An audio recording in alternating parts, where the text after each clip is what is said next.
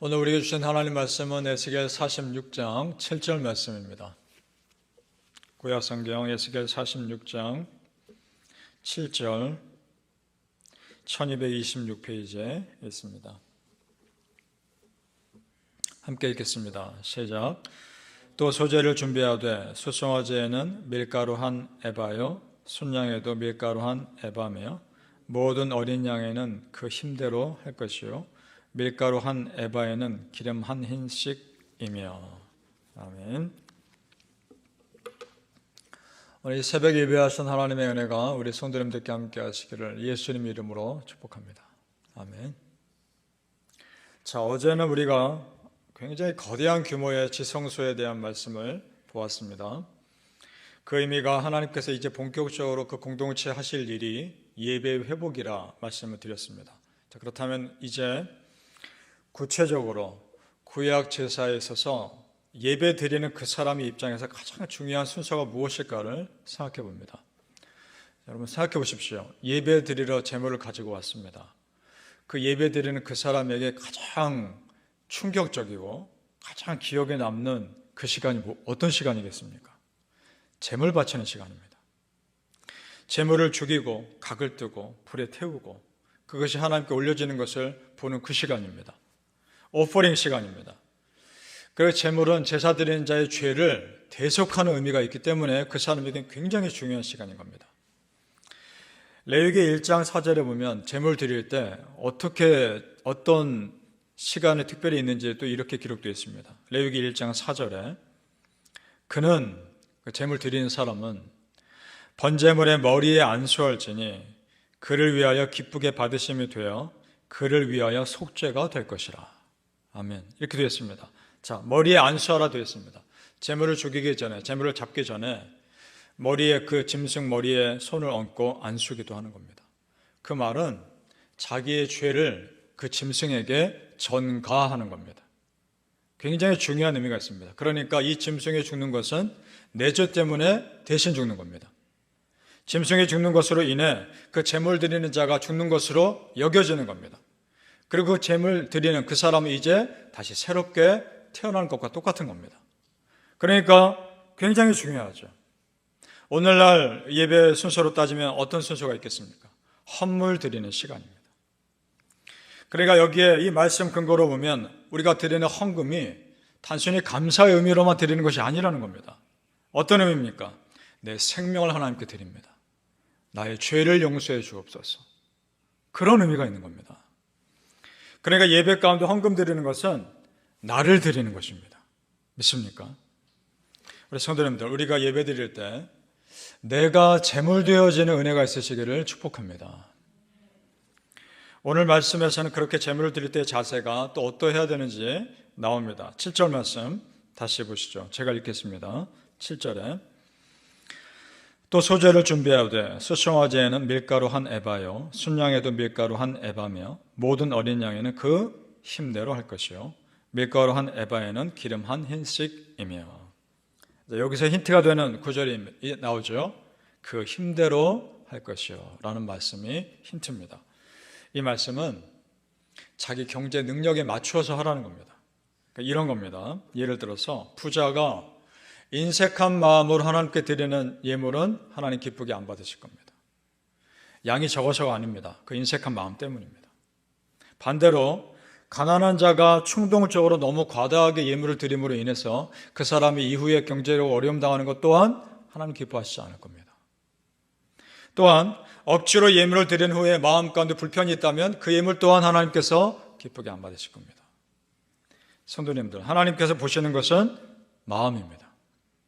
그래도 고린도후서 9장 7절에 이렇게 말씀합니다. 각각 그 마음에 정한 대로 할 것이요 인색함으로나 억지로 하지 말지니 하나님은 즐겨내는 자를 사랑하시느니라. 아멘. 믿으십니까? 마음에 정한 대로라는 말이 오늘 말씀에 그 힘대로 할 것이요 라는 말과 매칭이 되는 겁니다. 마음에 기쁨이 있는 대로, 그러니까 마음의 부담이 아니라 기쁨과 감사로 드리면 그걸로 충분한 겁니다. 성도님들, 우리가 하나님께서 우리 마음 보시는 분이라는 걸 믿으십니까? 그러면 내 형편과 상관없이 내 사정과 상관없이 하나님께 기쁨으로 드리면 그걸로 되는 겁니다. 하나님께서 그 재물 받으실 줄 믿습니다. 신분의 높고 낮음과 상관없이 있는 그대로 예배자 마음을 받으신 하나님이 계신다는 것이 위로가 되는 겁니다. 내 사정과 상관없이 있는 그대로의 마음을 받으시는 것이 나의 재물이 되는 겁니다. 그래서 오늘 말씀에 계속 읽어보면 하나님이 심지어 왕이라 해도 예배하는 자리에 있어서는 다 똑같이 대우하셨습니다. 10절을 우리 같이 읽어볼까요? 10절 말씀입니다. 시작. 군주가 무리 가운데 있어서 그들이 들어올 때에 들어오고 그들이 나갈 때에 나갈지니라. 아멘. 예배드리러 올 때 왕이라 해도 다른 예배자들이 들어올 때 똑같이 들어오라는 겁니다. 또 나갈 때 똑같이 나가라는 겁니다. 하나님 앞에서는 똑같은 예배자라는 겁니다. 물론 왕으로서 특별한 예배를 드릴 때 그때는 제외하고 일반적인 예배에서는 왕이라고 해서 특별한 대우해 주지 않았다는 겁니다. 모든 예배자는 똑같습니다. 부유한 자나 가난한 자나 사회적으로 높은 자나 낮은 자나 하나님 앞에서는 똑같은 한 영혼입니다. 마치 우리 다윗이 언약궤가 예루살렘 성에 들어올 때 어떻게 합니까?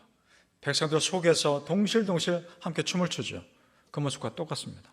다윗이 그런 사람이었습니다. 하나님 앞에서 그저 그 역시 백성들 속에 있는 한 예배자였던 겁니다. 그것이 훌륭한 겁니다. 성도님들, 오늘 말씀을 통해서 우리가 드리는 예배 다시 점검해 보았으면 합니다. 이런 겁니다.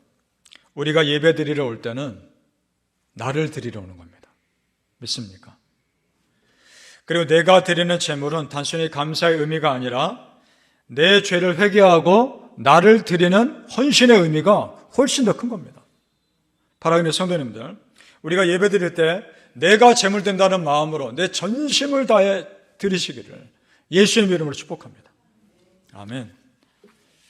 오늘 말씀에서는 특별히 성전의 부엌에 대한 말씀이 또 특별히 나옵니다. 지난 시간에 우리 눈에 보이는 제사의 순서만 전부가 아니라 제사 다 드리고 나서 제사장들이 즐겁게 남은 음식을 먹는 것 또한 제사의 전체 과정이라 말씀드렸습니다. 왜냐? 그것이 그 제사를 하나님 기쁘게 받으셨다는 사인이기 때문에. 우리 또 23절과 24절을 읽어보시죠. 같이. 자, 쭉 내려가셔서 23절, 24절 같이 읽겠습니다. 시작. 그 작은 넷들 사방으로 돌아가며 부엌이 있고 그 사방 부엌에 삶는 기구가 설비되었는데 그가 내게 이르시되 이는 삶는 부엌이니 성전에서 수종드는 자가 백성의 재물을 여기서 삶을 것이니라 하시더라. 아멘. 만약에 성도님들 제사 드리고 나서 음식을 준비하는 것이 중요한 것이 아니면 굳이 이렇게 기록하실 이유가 없을 겁니다. 중요하다는 겁니다. 왜 중요한가? 지난 시간에 말씀드렸듯이 그 예배를 하나님께서 기쁘게 받으셨다는 걸 믿고 기쁨을 나누는 것이기 때문에 중요한 겁니다. 따라서 예배를 드리고 나서 음식을 우리 나누는데 그것은 단순히 성도 간의 교제 그 정도가 아닙니다. 이 예배를 받은 것에 대한 기쁨을 나누는 겁니다.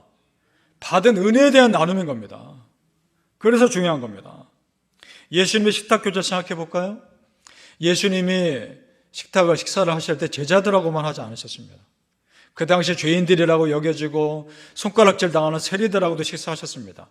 그걸 보고서 바리새인 서기관들은 못마땅해 했죠. 그래서 제자들에게 불평합니다. 그걸 예수님이 들으셔요. 그러면서 이렇게 대답하십니다. 마가복음 2장 17절에 예수께서 들으시고 그들에게 이르시되 건강한 자에게는 의사가 쓸데없고 병든 자에게라 쓸데있느니라. 나는 의인을 부르러 온 것이 아니요 죄인을 부르러 왔노라 하시니라. 아멘. 그러니까 이 말씀에서 알 수 있는 것이 무엇입니까? 예수님의 식탁 교제는 단순히 음식을 먹는 목적만이 아니라는 겁니다. 죄인들에게 다가가서 복음을 심겨주고 그들이 하나님께 돌아오는 기쁨을 나누는 겁니다. 그래서 식사하시는 겁니다. 그러니까 얼마나 중요합니까? 오늘 죄인들이 바친 그 제물의 음식을 함께 나누는 것도 똑같은 의미입니다. 죄인들이 하나님께 마음을 드리고 회개하고 돌이켜 온 것에 대해서 기쁨을 나누는 겁니다. 성도님들, 오늘 우리가 예배 가운데 예물을 드리고 예배 후에 친교를 나누는 것, 그것이 우리가 생각하는 것 이상의 중요한 의미가 있다는 것을 우리가 생각하게 됩니다. 따라서 예배 가운데 예물을 드릴 때 전심으로 드리시기 바랍니다. 예배 후에 교제를 나눌 때 기쁨으로 참여하는 겁니다. 모든 순서가 다 소중합니다. 배신한 베드로 예수님 다시 찾아가서 회복하실 때 그 베드로에게 먼저 사명 주지 않으셨다는 겁니다. 무엇을 먼저 하십니까? 음식부터 준비하시지 않습니까? 그 말은 단순히 배고픔 채우라 그 말이 아닙니다. 내가 너 이미 용서했다는 겁니다. 내가 너에게 이미 마음을 오픈했다는 겁니다. 그런 의미가 있습니다. 사랑하는 성도님들, 우리에게 기다리고 있는 저 영원한 천국잔치 소망하시기 바랍니다. 그 천국잔치에서 우리 하나님과 예수님과 성령님과 수많은 믿음의 사람들과 함께 식사할 겁니다. 함께 교제할 겁니다. 그때 여러분 안에 있던 큰 기쁨이 충만한 은혜를 있으실 것이고 그 은혜를 소망하며 사시기를 예수님의 이름으로 축복합니다. 아멘. 기도하겠습니다.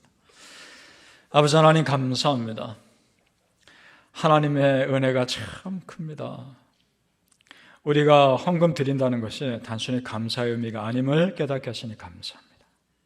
나를 드리는 것이고 내 삶을 드리는 겁니다. 하나님 기쁘게 받아주시옵소서. 우리가 헌금 드릴 때 나를 드리는 마음으로 드리게 하여 주옵소서. 나의 전부를 드리는 마음으로 드립니다. 그리고 우리가 하나님께 교제할 때 이것이 단순히 음식 먹는 그 정도가 아니라 받은 은혜를 나누는 것이고 내 예배를 받으셨다는 기쁨을 나누는 것임을 알게 해주시고 그 기쁨에 함께 동참하게 하여 주옵소서. 아버지 하나님, 정말 예배가 얼마나 소중한지, 예배 시간 모든 것들이 얼마나 소중한지 깨닫게 하시니 감사합니다. 우리가 그런 예배 드리는 자가 되게 하시고 천국잔치 소망하며 하나님과 함께 영원히 예배드릴 그날을 소망하며 지금을 잘 감당하게 하여 주시옵소서. 감사하며 예수님의 이름으로 기도합나이다. 아멘.